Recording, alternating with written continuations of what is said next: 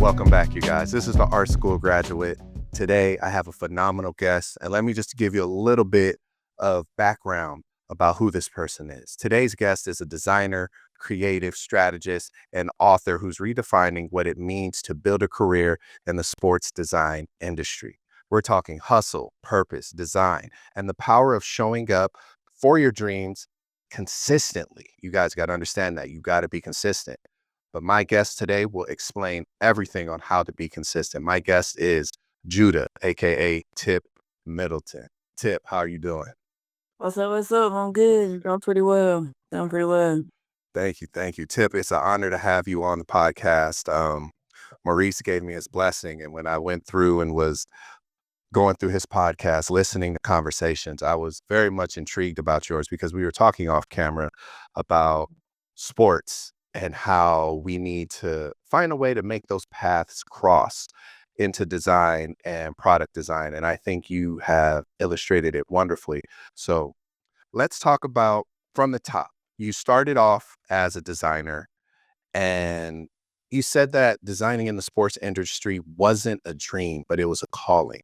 Can you break down like what that meant and what was that moment that kind of flipped the light switch in your head to say that? I'm from Alabama. My entire life has always been sports between football and basketball. Grew up in a basketball family, so I actually had a cousin that played in NBA. And going to NBA games for the first time was like this lifestyle or this thing that I had never experienced before. But I'm also big into art and computers at the time. So sports design just kind of followed me. I played basketball in high school, and then in college, I started working for the Auburn football team, and it was just like a different gateway into like I'm 5'3", like Yeah. 140. So I wasn't gonna play basketball pro, and definitely not football at the time, which nowadays like women are playing football, but um, it was just a way for me to basically do two things that I love the most: be around sports, be around the culture and the community, and like be a visual like artist person. I always fell in love with Nike from a very young age. I just feel like it was a way to stand out from the crowd. And maybe sometimes in life, like a small town and stuff, everything seems regular or the same, and nobody seems like they're doing much, or a lot of people lived in struggle. And so seeing my cousin make it to the NBA, like the pride of the gated community, being able to go out of town for the first time and see people I never seen before, it was like this pathway in life that just seemed like a whole new world. And I'm glad you said that because um you said that you didn't see many people look like you doing what you wanted to do. Mhm. So what impact did that have on your creative journey? And like, how did you forgive me, how did you overcome that? Because I know for some of us, we kind of hit that imposter syndrome when we get in certain spaces. So how did you push through? Uh, to be honest, like it was very difficult, right? Like I said, I very much looked up to basketball players, rappers. Like Lil Baby is I'm a big fan of Lil Baby. The look of the rapper and the basketball, especially like growing up in the '90s, early 2000s, like Cash Money, Lil Wayne, all of that is like it's a pride for the community, you know? And so to be like a designer or more like a nerd type, you know what I'm saying? Like, how do I be myself but also fitting into the office? Like I have dreadlocks and tattoos and chains sometimes. So in the beginning it was difficult because I did try to like conform to it, Mhm. but I wasn't able to be my most creative self because I am my biggest creation. You know what I'm saying? Like who I am when I walk into the room, this is really gonna say more than my portfolio will most of the time. And so I started to actually dive into that and like really um accept it and like push it forward and not hide behind it, which is why I go by like Judah, but also like Tip is a name that I'm often called. Sometimes it's like socials. Tip is something that a name that's been with me since a child. And then Judah is a name that I feel like made sense for me as like a black person living in like this corporate environment and places. And also it's a like nod to God of like thankful, as Mhm. my life has transitioned through things. Really during like COVID and 2020 when everything happened with Breonna Taylor, I started to realize that like my purpose in life wasn't necessarily design. It was more so to be seen in a place that we're not seen in, like be a pathway for others to follow in it. Mhm. So it kind of like I have this blog or like Twitter account called Trenches that I highlighted designers for like probably 8 or 9 years. And when the Breonna Taylor thing happened, I started to like more so post about Black lives and try to find more Black designers. And Mhm. I started to get more pushback. The numbers started to fall. So it really like changed the way I view design in a sense and the design community because it was kind of like they praise us when we're on the field and they use us to create art, but none of us are creating the art of us. And they also don't want to talk about it in a way. So it really made me more so focus on Black designers, Black creators, especially Black women, Black queer people, non-binary folks, just I really started to look at myself and like, who are the people that are like me or similar to me or same backgrounds, and how can I like introduce this thing that has opened a lot of doors for me in my life to them, while also still being able to navigate in it. Because sometimes it's like it could be a fear of like, oh, if I go in fully as myself, maybe I'm not accepted. And I have been very, very fortunate to have like pretty much every job I've been in, people have been very accepting and very opening and stuff like that. That's Um, amazing. but for some people, like, maybe they didn't have those opportunities or have those privileges and stuff. So I started to feel like it was more of my responsibility in life to get back, which is why I end up writing like the book and I want to go like deeper into that. And then I have like mentees and stuff. I've done some conferences, like digital online conferences during COVID with like all Black women in sports. And I also started to look at it from not just Black designers or Black content creators, like social media photographers, pretty much anybody that's working behind the scenes in the sports industry, which is a lot of different things because design can be so niche. Um, Yes. so I really started to just try to like give away a lot of knowledge that had been gatekept for a long time, as much as I could. Mm. Yeah, that we had that conversation prior to to recording about how I feel like if many athletes knew what's in your book, which we will definitely touch on, I think they would probably see a way of branding themselves and understanding how they can, and they don't need to have a whole team. They can have Yeah. 2 or 3 people on them that can help them just push forward the idea they already started for themselves. So I'm just curious, what kept you going on this path when it wasn't clear? Because it seems like you're very much from where you're from your family. You're a one of one, which is super unique. So what kept you going when it wasn't clear? Because I felt like you just hopped off the porch and then you stood there and you're like, well, let's see how this goes. So how did that path work for you? How did you clear that up for yourself? I mean, I feel like I could never go back. You know what I'm saying? I have like 7 nieces and nephews. I'm the youngest of my siblings, but really the only one that's ever lived out of state before. So I feel like within my family, my community, people I've been in college and stuff, like I had, I guess, just this fire inside. It was like, this is where I want to go. Like I said, my first NBA game I ever seen, like it just, like my goal was to work in the NBA or to work at Nike. So Mhm. I ended up not doing it, but kind of pivoting with like ESPN and stuff. But like ever since I was first exposed to that, I just never got it out of my mind. Like, it was just something about it that was, like, intoxicating, and then going to school at Auburn and going to a football game on a Saturday night Yeah. is like nothing I've seen before. I mean, I've been to Staples Center, I've been to the Garden, I've been to a lot of places, but, like, in the South at nighttime in Jordan Hare or even at Bryant-Denny, like, it's a different vibe. It's almost like you go into a different world. Mhm. So I think every time I'm able to experience something like that or experience a game or an event or to see my work on TV or on the app or something, it pushes me just a little bit more. It keeps Mhm. pushing me, pushing me, pushing me. Or like having my mentee get a job with the NFL or now she works for the Dallas Cowboys. So to see her doing work over there is like, Amazing. yeah, like it's like dang, like this small thing I do on the computer because I always been like a computer person. Like Mhm. I love sports and stuff, but I'm a big nerd, you know. So Mhm. being able to see that type of stuff is like it just inspires me. And Mhm. when it inspires me, it's not work, it's more like creating art. Mhm. Like it's like somebody will be creating music or something. Like I see a player that just got a swag or a talent or a move, like even now, in my free time, I work with like this women's flag football league, Mhm. and there's some players out there that might be 40 years old, 20, 30, and I mean, they got a girl that kicks like 30, 40-yard field goals. Like, she could probably kick field goals for, like, a That's college crazy. level, like, and Yeah. she's the smallest person I ever seen in my life, but she kicks field goals, like, consistently. So to see stuff like that, and I mean, when she runs, it's like she breaking ankles, like, some of the stuff I've seen just Mhm.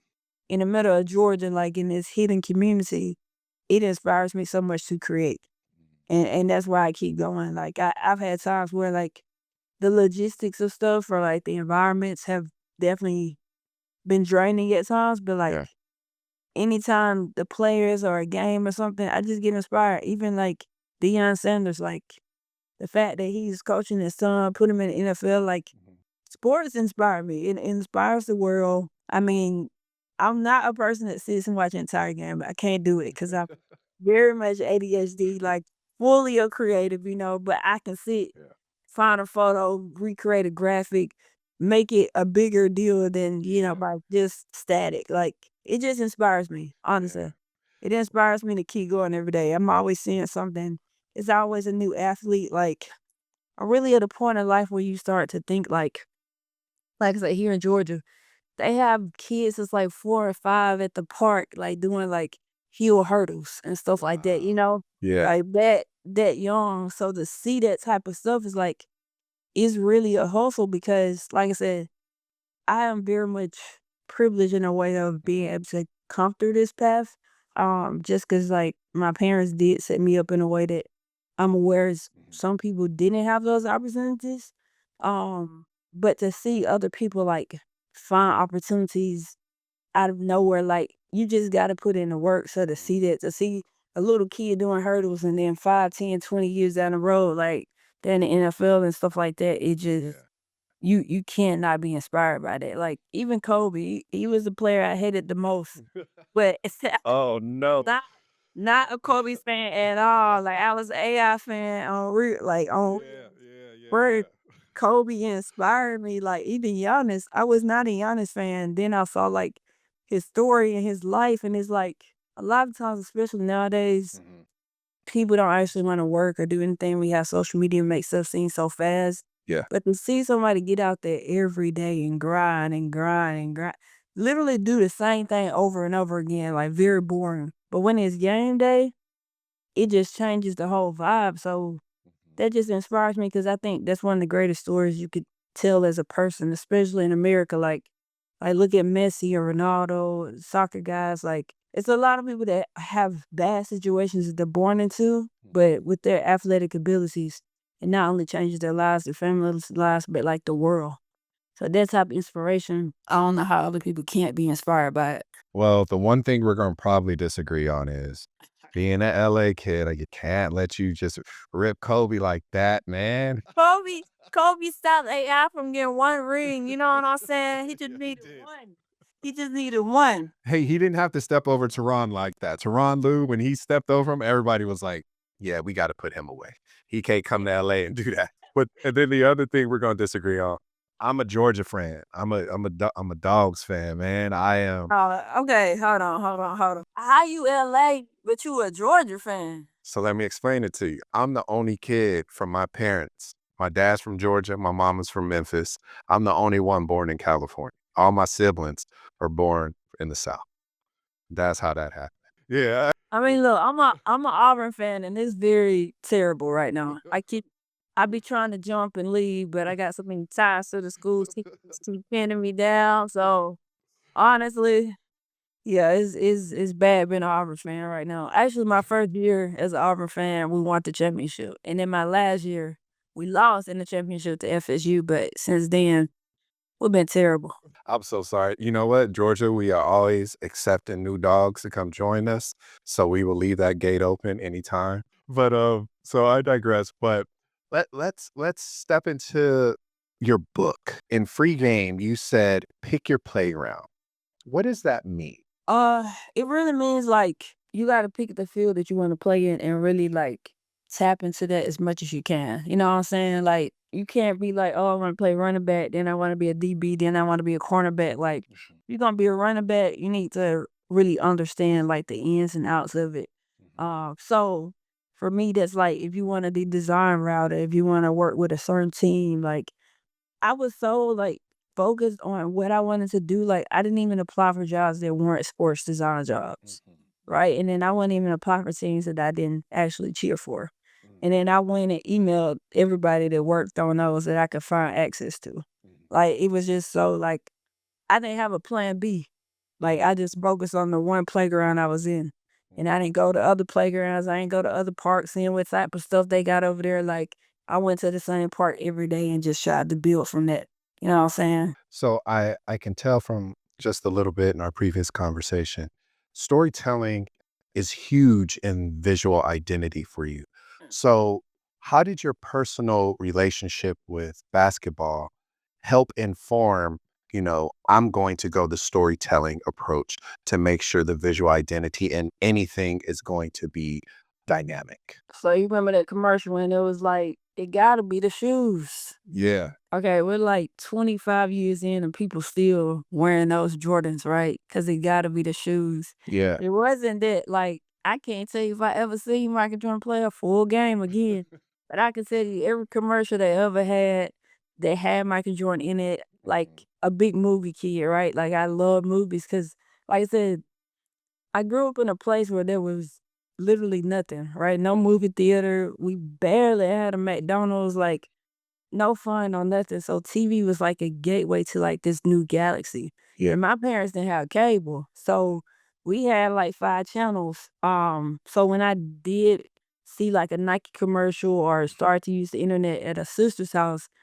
I started to have access to these things that it just seemed like, I never seen black people do this before. I never seen, like, a dude run like Jordan or jump like Jordan. Mhm. Never seen one pull up in a Lamborghini like that, the commercials.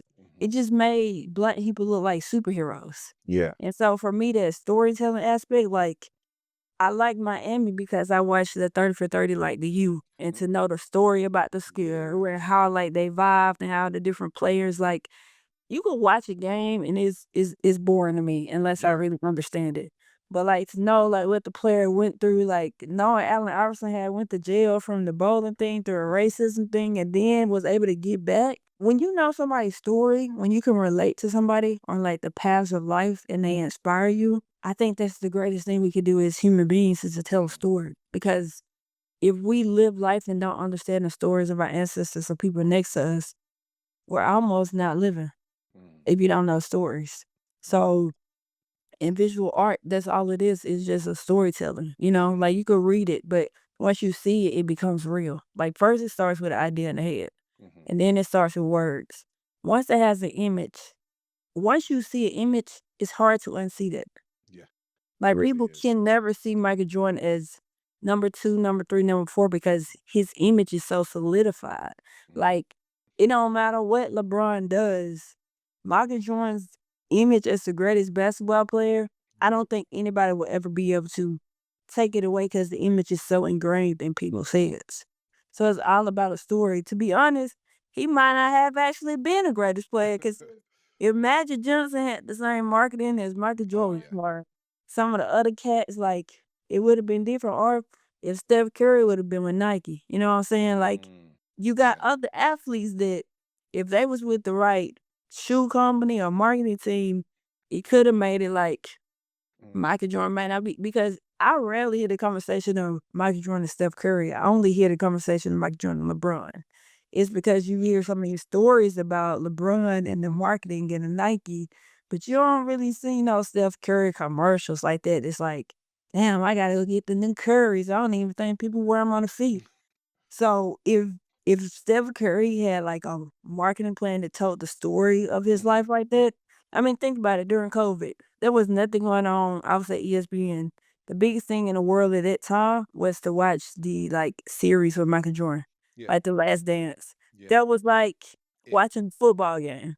That's how much the storytelling of his life is important. So as a designer, a photographer, videographer, social content, even like dudes that do skits on Mhm. Instagram, the best ones, they actually tell the story of the human experience. Yeah. And that's what visuals are. Like if you got a good camera and good footage and stuff, you could put out a Tubi movie and people gonna watch it. But if the image isn't there, like if you don't look like an athlete, if you don't look like the character that you're playing, nobody will believe it. Right. Yeah. So we're going to stay in basketball for a minute, and this is going to just be kind of your thought on it. What NBA players now are doing an excellent job of storytelling with their shoes or with their brand? Give me your top 3. Just give me 3. Let's see what you got. I just give you one, Ooh. Anthony Edwards. I was hoping you were going to say that. We right here. I was hoping you were going to say that. Look, his game, the conversations, the talk, the shoe trash. Like the shoe trash. I ain't even gonna lie, the shoe so trash, but the commercial's so good. I'm very like I got the shoes in my cart right now.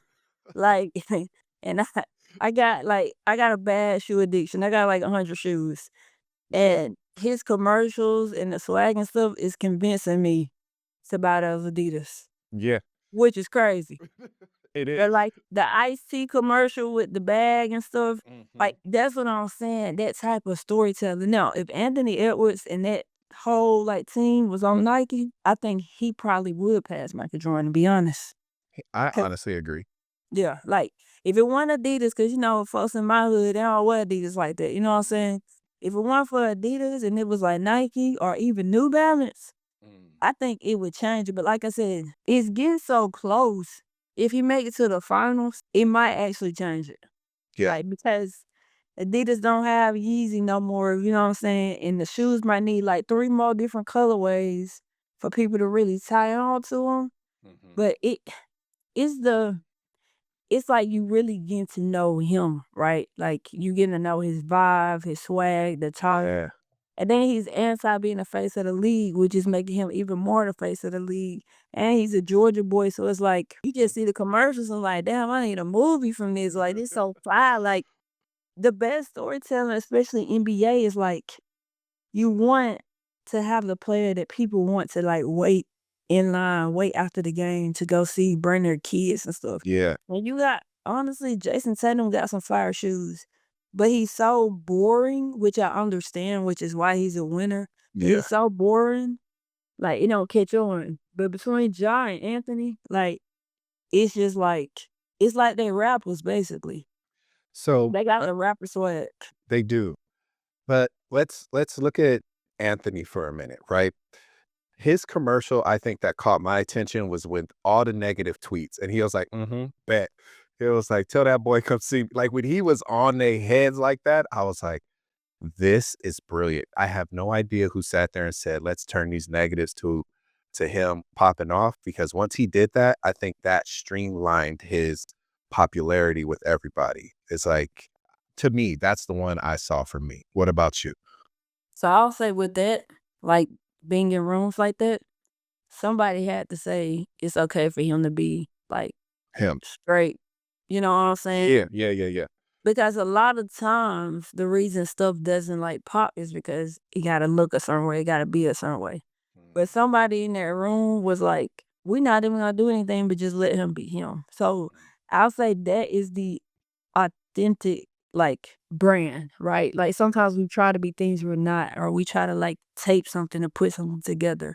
But in branding and design and stuff is really like I said, for me, like my designs or my style is not the same as my coworkers. Like it's different. Like even when I tried to be the same, like it's gonna have a little bit of a different swag, or like I said, I might pop in the Zoom with the hat on, you know, like Yeah. 'cause that's just who I am, right? Yeah. And you got some that's like, oh, like we're not doing this. It needs to be a little bit more like professional, you know. But then it's like, what is professional? So I think with Adidas, like they really let him be him, and it actually showed because people don't like professional stuff or cookie cutter stuff. They like authentic life stuff. And one thing we know about social media is lots of negative comments. One thing we know about the NBA, all of that, it feeds off of the negative comments. So to actually address that, it's like bringing the elephant in the room that everybody already sees, but you put it on a platform. Honestly, my favorite AD thing was a Sprite commercial that he had when he was like delivering gifts. It I haven't seen Yeah. commercials like that in a long time. Like, Yeah. I'll really compare him to the rapper, the Baby. Like, I feel like he was one of the rappers that brought back those like 2000 type of Mhm. videos where it's like Nutty Professor recreations. Yeah. People love stories. Like most people want to escape from life. Like the Mhm. reality of it, we live in a very difficult time right now. Like it Yes. is for me, 2020 was very difficult with the world changing, and then even now with new president stuff, like and the finances, like the world is pretty dark most of the time. Yeah. People need something that feel like is exciting, that is Yeah. fun, that is options and is hope. Like really, I think when you do storytelling, especially in this space, you're selling hope and like an outlet Mhm. because some people don't have communities or don't have families or don't have a lot of friends. But if you an Auburn fan and I see you, I'm just like worried, you know what I'm saying? Yeah. Like you're a Bulldogs fan, like if you a fan of someone and you traveling, like I've been all over the place. If I'm in London and I see somebody with an Auburn shirt, like it instantly is a connection and it reminds me Yeah. of home and our family and stuff. And sometimes that's what we need in the world because Mm. it's just so important for people to feel connected. So the storytelling is a way for people to connect. And when people connect, they feel seen. So it's Mhm. actually like making a person and a thing feel connected and seen. Mhm. And I think that's one of the deepest things you could do as a human being is being Mhm. seen, feeling seen, going to a game and being able to just be yourself. Everybody Mhm. got on jerseys, like, yeah. Yeah. So let's talk about career things for you for a minute. So you were a designer, came in with it, and now you pivoted to becoming a production designer. Now, was that a hard pivot? Was there a lot of learning on the go? How did that shift your creative pool a little bit? So just to clarify, so right now I'm a product designer. So like Oh, UX UI, yeah. yeah. Which I have done production design before. So I guess I can explain like the different types of design because Please sometimes do. it is quite confusing and complex. So a Yes. graphic designer is somebody that would basically do like recruiting graphics or posters or emails or ads. Mhm. They're gonna be using like either digital stuff, which could be technically called the digital designer because graphic is more like print, so it's kinda aged out a little bit because Mhm. everything is so, like, digital heavy. Yeah. Yeah, graphic is gonna be the basics of all design essentially because in school, you're essentially taught, like, typography, spacing, layouts, and stuff like that. Yeah. Whereas product design so, like I said, when I was at ESPN in the beginning, I worked on, like, ESPN, Snapchat, social media, Instagram, Mhm. a little bit of everything over there doing graphic design, but also animation, like we had ESPN Snapchat stories and stuff, Mhm. and then I may make graphics or I done a lot of jersey swaps in my life, which I could clarify as production design because it's Mhm. a lot of like technical work. Mhm. And then I switched teams at ESPN and was more like a storytelling web designer in a way. And that got me interested in product design. Product design is essentially like this app or like the Instagram app, like how a user navigates. So I'll say graphic design is more marketing, right? I'm trying to Mhm. sell like a product or an image or a story to people. And then what is graphic design? And then product design is more like not architecture in a way, but it's like how a person navigates the web or how they navigate like a website or app or what like buttons do they push and what is the user flow. So honestly, it's a lot more like high level thinking and strategy than Mhm. actually like executing and like stylistics of graphic design.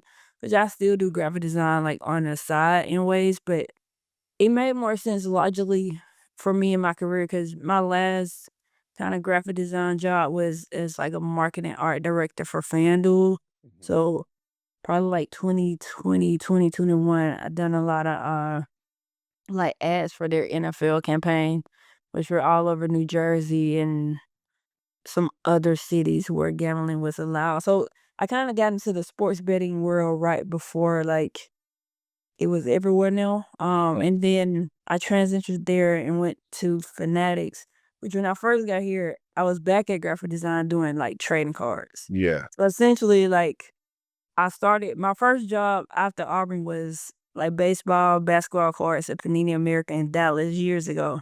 And then I ended up coming back to Fanatics to work for the same guy I was gonna work for in Dallas, but at Fanatics. And then I did that for like a couple of months and realized I wanted to get back into product because I just feel like everything is app in the world. Like we have AI, like you could generate lots of designs and graphics now, and not that it's dying out, but like it just makes sense to, like I said before, everything starts as an idea or thought. So instead of focusing so much on the image and visual of what things should look like focusing on what the things should be before they're even invented, and then decide what they look like. So it's taking everything I learned as a graphic designer, but now coming into the thinking of it, or like the writing of it, or like the entire, like, it's like instead of doing art for a football player or football team, it's almost creating one in a way. And so it's just a higher level, higher calling for me personally. Was that a hard pivot, or did you find did you find yourself fitting in like, oh, okay, this is a natural progression for me in my career? Yeah, it was pretty natural. And it was times where like I have gotten like contacted from like NBA teams just like offer me a role that it's essentially a dream job, but I've like I've been hesitant about it. Of like, no, it the sports world is such a fast paced environment, and sometimes it can be like a really, really grind on folks. Like Yeah. I've seen a lot of really talented designers like really get like phased out of it in a way. Burnt out. Yeah, like so I still keep up with it and heavy on it, but I try to keep because I love it so much, it's like sometimes it makes sense to like be a little bit away from it in a sense. Got you. But So I oh, also go ahead. say, working with the women's flag football teams, that's kind of giving me the control and autonomy to do the graphic design, the social media, all the things that I've done at ESPN or other places, but I have a lot more control on it. Like I decide what to post, who to Yeah. post. So more so, I start to look at it as finding ownership. Mhm. Yeah. So I can tell through our conversation that you really emphasize creating with intention.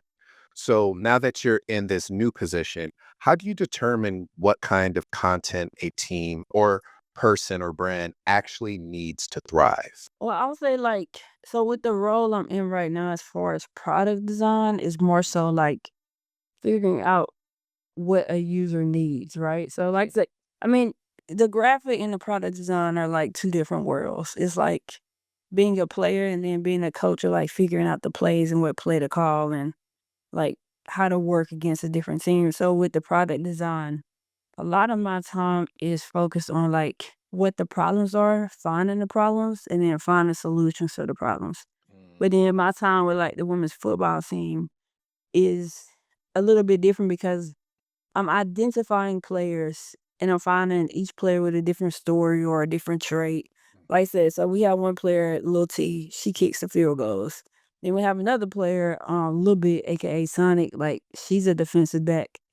And they're both very particular players because they have like these backgrounds and these stories, but then their personalities are Mhm. different. So finding ways to market them on social media, to highlight their skills and like also help them develop their brand so people can kind of understand who they are. Mhm. You know, find ways to grow their career on and off the field. So it's like being able to identify talent and then finding ways to present that talent to the world, Okay. which could go Yeah. into everything that I've done. It's just like finding gems in a lot of like rocks in a way. Ooh. Like wherever you're in the world trying to find like that one gem or the one it factor or the storyline. When there's a lot of storylines and stuff like with social media, and the internet, just in general, even marketing emails, right? What player or image or product is going to stand out and make people want to use what you're selling? Mm. I see. Yeah. Yeah. Okay. I was curious about that. That was a very like thorough explanation on that. Just because I know being in this different position now, you're going to, like you said earlier, you're going to be thinking a lot more. You're kind of away from the pen and paper aspect of it. So, what's your approach? Because I kind of had two questions, but I'm gonna go with this one first. So, what's your approach to making these pieces feel like official and personal to the client or the person or the brand? So I guess I'll explain a little bit. So I work at Fanatics Collectibles and we sell like baseball, basketball, NBA, Star Wars type of cards. And so the projects that I worked on have been like internal B2B marketplace tools that allows like hobby shops or people who are selling our products to purchase the product. So my goal is to figure out the best way, like for those people to come onto the website, navigate through it, purchase what they need to, contact who they need to. Like basically, I need to figure out what they need, when they need it, how they need it, what tools or sections or things that they would need to be able to like do their job essentially. So it's like it's heavy pen and paper too, because a lot of it is you have to map it out before you draw it up. So it's still like I'll say with all design, if you don't start on pen and paper, like it just makes it more difficult to do anything. And I think you said something that was very important. You said designers should always think about where it's going to live, where the work is going to live. Can you break that down for us? So that comes down to sizing, right? So it's like, are people gonna view it on their phone? Are they gonna view it in their car? Is it gonna be in the train station? Like say I had some stuff that was in like New York. So it's like if people are walking home through the subway, like where is it gonna be? Like do the colors need to be dark? Do they need to be lighter? Like if they're driving like in Europe North and it's more cloudy, like think about the colors, the sizes, like if you have to crop something. So at FanDuel, we maybe had like 40 or 50 different sizes that like one graphic had to be in. And that was kind of difficult because it's like if you crop it to as small as and then as large as, they might not even be the same graphic. So I was trying to figure out like I'll I'll say this. A lot of times we focus like on one little thing, but you have to look at it holistically. Which I feel like I'm having to do in my life right now. Like, I think sometimes as designer or creative, you could just focus on this one little corner or this one little thing that's not right. But when you're building something that needs to go somewhere, you have to think larger scale, and then you have to be okay with like it not being perfect because it's cropped here or it's messed up here. Like, you ever made a graphic or something that you love so much, and or a flyer, and then somebody just picked it up and threw it away? Just small things like that, yeah. Or even with like the jerseys I did for the soccer leagues, like Mm. from the top of the stadium, like are people gonna be able to see that versus like on the bottom, or like is it gonna get confusing? So just trying to figure out what works when and like take yourself out of it and what would like a person that has never seen this before think or see. Now, does that challenge the way does it challenge your process and how you work by having to think, okay, this is going in Milwaukee. Okay, what's in Milwaukee? They got trees, they got nature, they got this versus how something is designed in New York. Like, say it's two billboards, hypothetically. Mhm. Like, do you really does that really change the way you work because you're just like, okay, let's see, I have to think about this, this, and that? Or do you still follow the same kind of steps in your process of design? So it depends on if it is like a ad, I guess, focused on like one thing, or if the ad is focused on environment. So during my time at ESPN years ago, it was before LeBron went to the Lakers and he was like a free agent. And so we hired a designer or artist from each state to represent each NBA team. And they had to essentially create a billboard that would live in their city that was like focused on their city, but focused on getting LeBron to come to the city. So, and I art directed that project. And so I would say that's one of those where it's like the LA poster had to make sense compared to like the Milwaukee poster or the Heat poster, and each one was like tied in. So kind of going back to storytelling, like what story could people in LA only tell for LeBron, and what story could people in Cleveland tell that other people can't tell, or what can Miami tell that other people can't tell because he won 2 championships there. So understanding the stories, which today I was kind of thinking about like NFL teams and stuff and how they select their colors. So like why the Raiders black and white and gray, but then like Raiders fans, like they're all dressed up in different outfits and stuff. So understanding the stories, the cultures, in the cities, and then like what aligns most with what you're making. So do you find that you have to go for you to be a fully immersive designer, do you think you have to travel to these places to get a better understanding? or is it just behind the computer, tons of research and conversations with other creatives at the table? It depends on what you're making. So, like, how we talked about AD, Mhm. like, I think if you're a designer or, like, a industrial designer that's working on those shoes or even, like, his marketing and campaign stuff, you would basically have to go sit with him and spend time with him and understand him and go to his closet and clothes and family and, like, figure out what vibes or what you know, he's a darker skinned guy, so what colors go better with his skin, which I thought the kinda, like, salmon pink, I would say, that they're using in those commercials really align with his skin color, like his tonal and stuff. So just really like understanding the environments of nature that we utilize and creating art with that. Mhm. Versus I think some people feel creating art, creating designs, or creating products when they focus so much on things that's already made versus like the inspiration that nature gives us.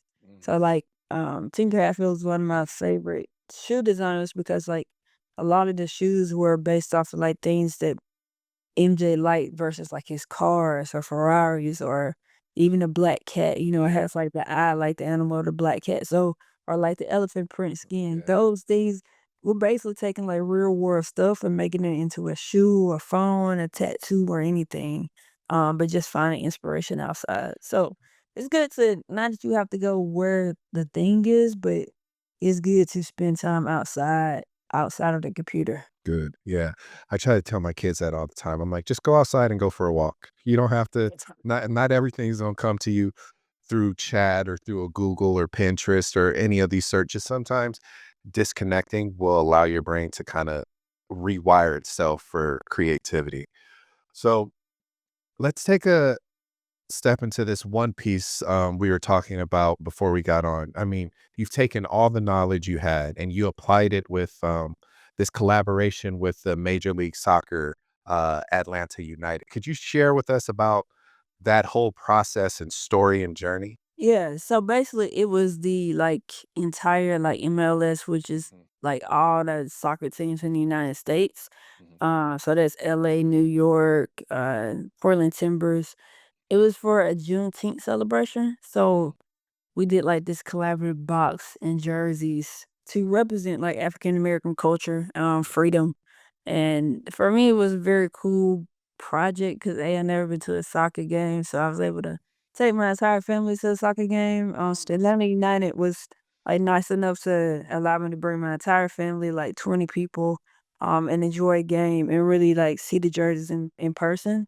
Mhm. Uh, for that project, like, that was one of the rare projects that I, like, just started, like, scribbling on paper, like, different designs and looks and Mhm. stuff, and the one we, like, finalized was essentially how each person is, like, a different shape, but if you look far away, they're all connected to each other. Mhm. So it's kinda like life of, like, we all seem different, but from far away, we just Mhm. all the same, just a Mhm. pattern connected. And then, like, the slogan was, like, freedom to be, so it was a very So, cool project, yeah. what was it like designing for a major league where your work not only represents the players, but like the city, the culture, like where you grew up kind of sort because it's just like where you're staying and what the people you encounter with. So what was it like designing for like a major league team like that? Mhm. Yeah, like I said, again, it was not just one team, it was lots of them, right? Yeah.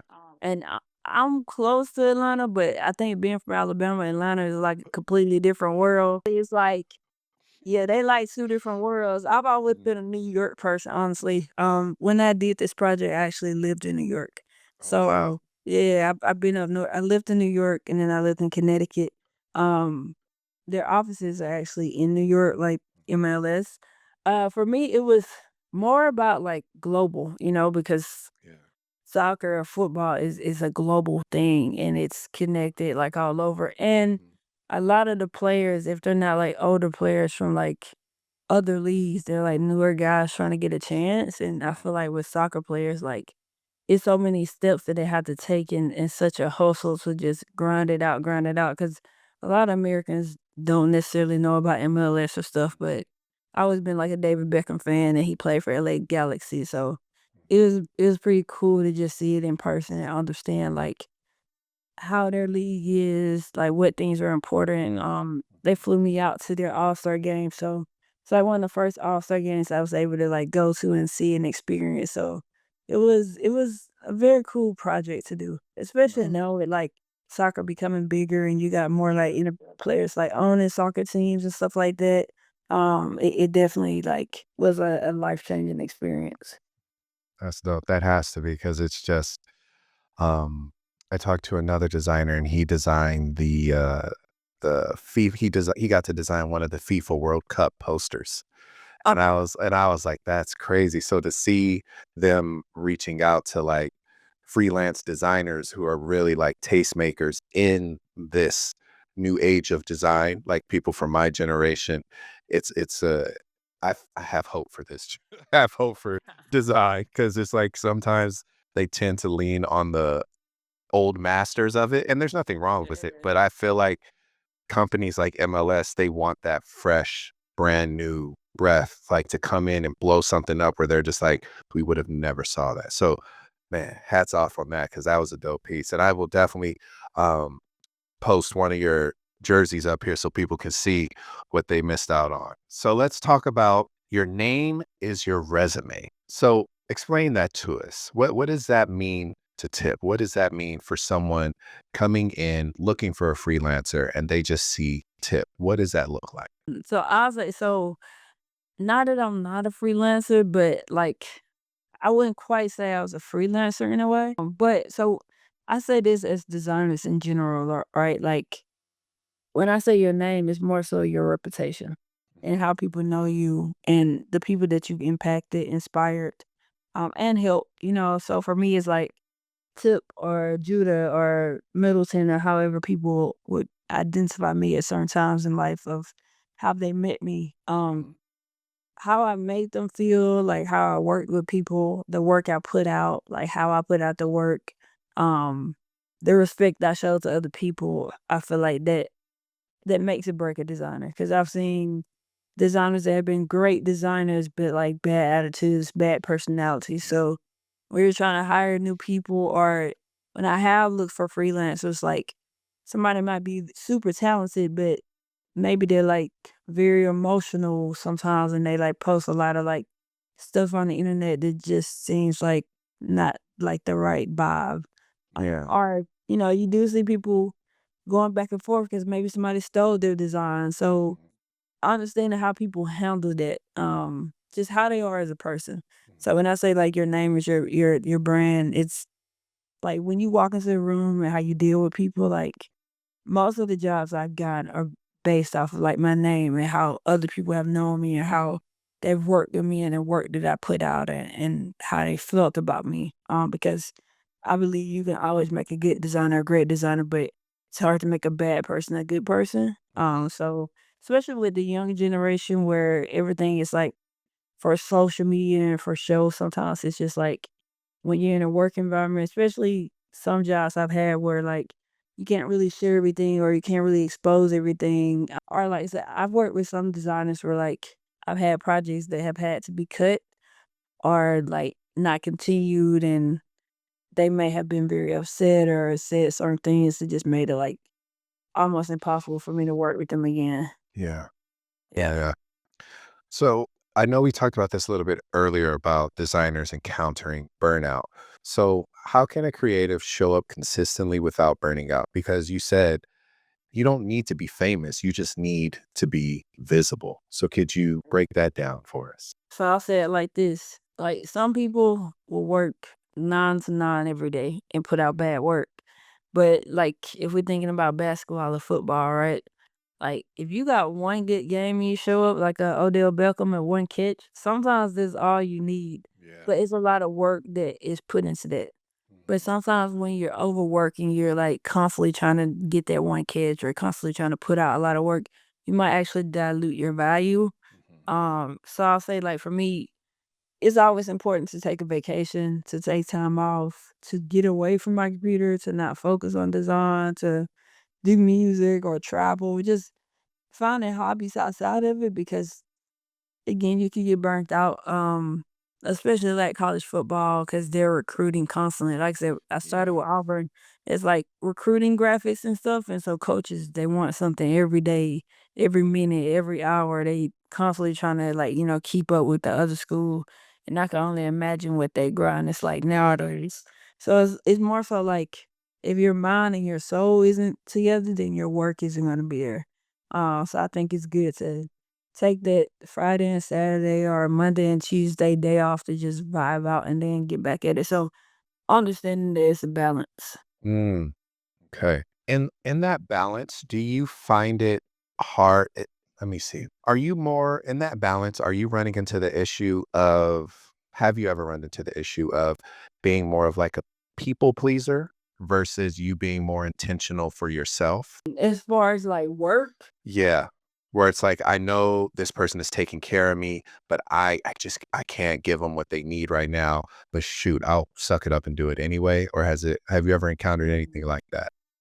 or I'll say this is probably why I wouldn't clarify myself as like a freelancer because I I've done work for people in the past where it's like people really be wanting a lot of changes, and that could be a lot of work. Like for me, the designs are easy. It's the changes and the perception of what somebody wanted versus what they told me. Yeah, yeah. So that's probably why I don't really do freelance work like that. Uh-huh. Because working with individuals, they'll try to have access to you constantly. As Mhm. far as like working at my job or something, I'm usually pretty good with projects of like a, having enough time to turn things around, but Mhm. also being, like, very, like, vocal with my bosses or coworkers and stuff if I do need extra time. Mhm. But the freelance stuff, like, that's why I said I wouldn't even wanna classify as that because I know some freelancers are just, like, working very hard to push out stuff because individual people is like it's me and you just direct Mhm. versus when it's a company, it's a little bit more of a cushion and organizational scale, so it's not as like intertwined in a way. Like even with the MLS project, it wasn't like a like we had a hard deadline because Yeah. just, we had to get stuff prepared to be sent out, to be printed. I mean, you got like hundreds of jerseys that need the files delivered to XYZ, so it's a deadline. Mhm. They gave me a whole lot of time to get that done. Allocated time in for revisions, changes, and stuff like that. So yeah, like I am such an artist and such a creator that if I feel like the vibe isn't right, like, I Mhm. can't even do the work. Gotcha. I can't even be a people pleaser with it because something in my brain will not even let me create the work. Mhm. Like, it's almost like I'll say that's probably been one of the issues that I maybe have had in my career or, like, if the vibe wasn't right, like, I can't even create the same art. It's like I go from being Erykah Badu to, like, something you never heard of because Yeah. my spiritual stuff, it just won't even let me spit out nothing good. Like, I Mhm. have to be unbothered and just straight chilling. So, yeah. Right. I think more creatives should follow that path. Like, if it don't sit right in your spirit, man, just let it go because it's probably gonna cost you more in physical energy than it is. Like your mental capacity is gonna take a hit rather than your bank account. Exactly. It's kind yeah. So I know you mentioned in your book, Free Game, the importance of networking and networking the right way. So, what does authentic, intentional networking look like to you? And what are some tips you can give the designers coming behind you? Because they're graduating every day, they're coming out every day, they're on LinkedIn, adding people and commenting on stuff. So, what is the way you think it could be done the correct way? For me, of like networking, it's really about respect, wanting to like gain knowledge and learning and not making it super transactional, even though one day it might be transactional. Mhm. But I mean, even with the MLS stuff, so the guy who connected me with that, we essentially networked and we never like had deep conversation, but we knew of each other because Gotcha. the black community in design is so small. So it's like Mhm. he just knew my brand, he knew my name, he knew my work. Sharing your work on social media, whether that's LinkedIn, Twitter, Instagram, the more you share your work, people start to understand who you are, right? And Mhm. following people that create work that inspires you, work that you like, commenting under that stuff. That's another form of networking. You got a lot of design conferences now, so meeting Yeah. people in person, building those relationships, Mhm. just really supporting people when it's of no value to you. Mm. And I think eventually it'll pay off. Like just being kind to another person, saying, "Hey, like your work really inspired me." My job at ESPN I got from a guy who I followed on Twitter because I really like this work and just followed him for months and then just finally reached out, say, "Hey, if you ever had a job opening, like just let me know." And one day he reached back out. So Wow. it's always keeping doors open because the internet is a very powerful place. One tap message, you never know where you could go. I mean, I've been able to go to like the Portland Trailblazers game. I've been to the Knicks games just because somebody knew me from Twitter and they reached out, we connected. I had a lot of opportunities. Most of my opportunities in life are essentially networking. And I'm not a big people person. I just passionate about my work, so I Mm. shared and stuff like that. I believe what you vibrate out will come back to you. Is that what you mean by relationships are your currency?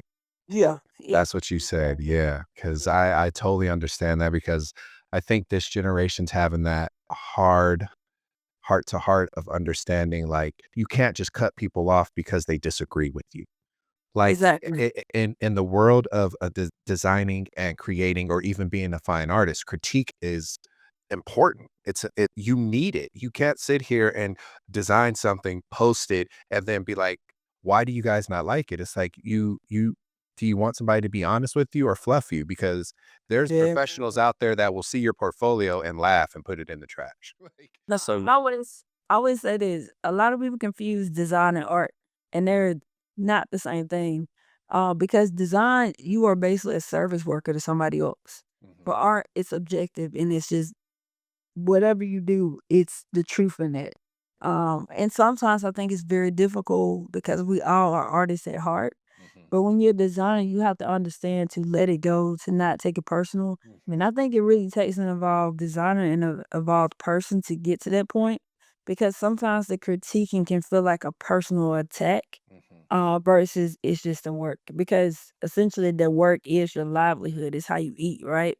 So Mhm. if I say I don't like this, I don't like that, like you may take it more personal than what it is because it could be like the difference between you being able to pay your rent or not.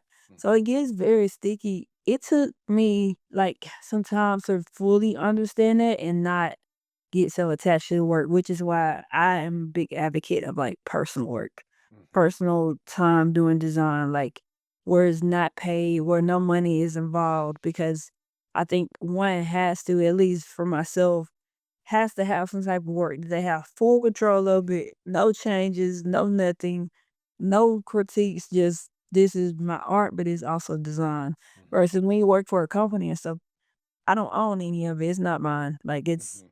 I mean, honestly, with the MLS stuff, there were probably another 2 or 3 designs that I probably would have preferred over the one that they selected, Mhm. but they selected that one, and so it's kind of out of my hands. So it's like taking 5 things that you love and handing it to somebody else, and they pick the thing, that you might not have picked, and just being okay with it. Yeah. Oh, yeah. That's definitely happened a few times in life as a designer. So, Tip, I appreciate our time. Just got a few more quick questions for you. I know you talked about being a mentor and having mentees. What advice do you have for beginning designers who are, waiting for that big opportunity instead of starting small? I'll say in life, there are no big opportunities. They're all small. They're all boring. Like everything is like the basic fundamentals until it hits the world. Then it becomes big. Then it becomes a bigger thing. Like I go back to sports, right? Like doing drills is boring. You know what I'm saying? But when that drill comes through and you're able to do a play that changes the game, saves the game, then it becomes big. So I think waiting for like the big project or the big role or the big design or the big photo, like you're gonna essentially be chasing something that can never actually fulfill. Mhm. Versus if you're a new designer, my main advice is to actually read books on like typography and layout and color and composition. Cause it don't matter what you're doing, that's always gonna be related. Whether you fashion design, graphic design, product design, sports Mhm. design, You need to know typography, you need to know space, and you need to know elements, you need to know primary, secondary elements and how it affects like visually. Like just really take some time to immerse it. And then my second advice would be always learn the new tools because I use Figma like 90% of the time. And I grew up on Photoshop, Illustrator, InDesign, and they aged out so much for me in my career. And I had to learn Figma in like a week for my new role. Um, Being able to adapt and adjust is really like the most important thing you could do, and not being so set in like not changing. Because I've seen like some really great designers kind of get left behind in the world because they weren't able to adapt. All right, so here's our quick fire off the top of the head. 5 questions. Give us your best answer. So number 1 is best city to live in since you've been so traveled. Atlanta, Atlanta. Okay. All right. Second one up. Which city has the best food that you've eaten? New York. Mm. Now, out of curiosity, what in New York stood out to you? I love Chinese food, so Chinatown is like my go-to, like constantly. Like they got dumplings and all of that for like $5, like a whole pack. And also you can get every type of like authentic food. I eat a lot of Jamaican patties and stuff like that. Oxtail, Brooklyn. Yeah, New York. Okay. Yeah, so all of that. If you could live with only one shoe for the rest of your life, which shoe is it? Ooh, that's very difficult. Of all my shoes in the house, I got 2 answers for that. If I could live with one shoe that I just sleep with, I never wore, it'll probably be my Jordan 4s, like light in the yellow, because they just a beautiful shoe. But if I only had one shoe I could walk, run in, wear and everything, it would be the New Balance 1906R. Cause they're the most comfortable shoes I ever had, like, and go everything. Yeah. Okay. I have to start collecting New Balances. I'm more Asics versus New Balance. I like They Asics. close, they close, got Aces, but the New Balances is very close. Like I don't know what the New Balances, yeah. Okay. One brand you could redo and tell their story. Reebok. Ooh. Yeah, I feel like they got history. They had AI. Like they got Angel Reese. Like they got the swag and the logo kind of fire. Like I think they got the opportunity and they got Shaq. They just making it kind of lame. Like I think they if they added a little bit more sauce with it, it could really be something serious. Yeah. If, okay, last question. If money was not an option, what is the one thing you need to have in your design studio? If money was not an option, Yeah. What's that one thing in your design studio? I just gotta have a MacBook. To be honest, like Really? yeah, that's. I mean, a MacBook has changed my life. Like that's all I ever needed, really. Like MacBook and Wi-Fi. Yeah. Okay. Okay. So before we wrap it up, what's one thing you know now that you wish you would have known 10 years ago? I would say just fully being your authentic self and like being okay with your work or your style or even your look. Not looking like anybody else. Is not following the rules of others. And then I would say really being heavy on understanding like the industry standards of stuff so you know where others are. So like really like being okay being your style, you know what I'm saying? If you're playing basketball, like if you're a street baller, like do your street baller stuff. But really understand the rules of the game or how the ref will call it. Because once you know the rules of the game and how the ref will call it, then you can do anything in the realm of that world. What does success look like for you now? How many people I can impact in my life? You know what? I had another one, but that one's dope. That we gonna end it on that one. That one is that is the truest statement ever because I feel like people need to really understand the relationship is currency. Yeah. Yeah. Like this, I mean, I've been a lot of places. I've made a lot of money. I have a good life, but all of those things can make one feel empty compared to the impact that you have on others. And the impact could be them just seeing you exist, because then it makes them know that they could be that. And then I've seen like, I mean, I maybe know 5 or 6 Black women that work for NFL teams, and I didn't know that 10 years ago, you know. So just seeing that, or the Hornets, they got this Black designer and he just did a jersey that I love. Like being able to see stuff like that is like, you know, I didn't see that 10 years ago or 20 years ago to even know that exists, or just other Black students or other cultures like getting into sports design and becoming a big thing. Anybody I can impact on and give some knowledge or just some free game, like for me, that's all life is essentially telling my story and giving people as much information as I have learned. And sometimes you learn information from other people. Tip, where can they find you? I am on Twitter at Tigatip, so TIGGATIP, on Twitter, and then on LinkedIn at Judah Middleton. That's JUDAH, Judah, not Judas, Middleton, and that's pretty much where they can find me. Okay. Well, thank you guys so much for listening to our podcast today. My name is Justin Robinson. I have the skilled master, jewel dropper, creative mind blown out of this world, Judah Tip Middleton. And this is the Art School Graduate Podcast. We'll catch y'all later. Peace. Appreciate it.